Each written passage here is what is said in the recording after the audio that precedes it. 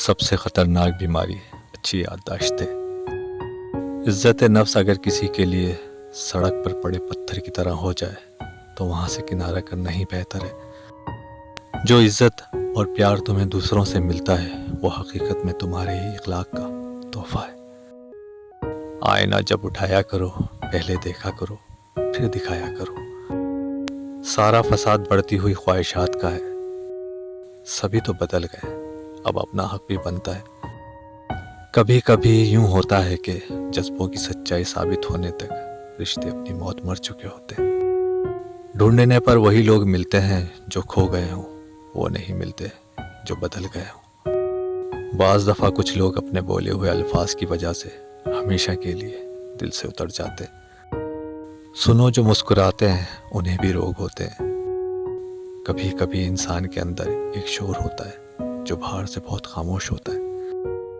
ہماری منفی سوچ کالے جادو سے زیادہ خطرناک ہوتی ہے۔ یہ ایسا جادو ہے جو ہم خود پر ہی کر ڈالتے ہیں۔ سوچ ہی گراتی ہے اور سوچ ہی اٹھاتی ہے۔ فیصلہ آپ کا ہے کہ کون سی سوچ اپنانی ہے۔ پرسکون وہ ہے جس کو کم یا زیادہ کی فکر نہیں۔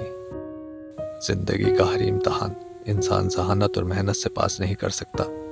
بعض امتحانوں کے لیے قسمت کے علاوہ اور کوئی چیز درکار نہیں ہوتی۔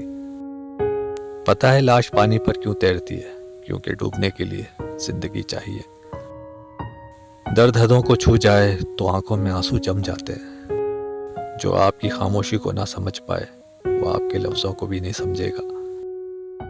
اعتماد ایک چھوٹا سا لفظ ہے جسے پڑھنے میں سیکنڈ، سوچنے میں منٹ، سمجھنے میں دن، مگر ثابت کرنے میں ساری زندگی لگ جاتی ہے۔ باندھ رکھا ہے ذہن میں جو خیال، اس میں ترمیم کیوں نہیں کرتے؟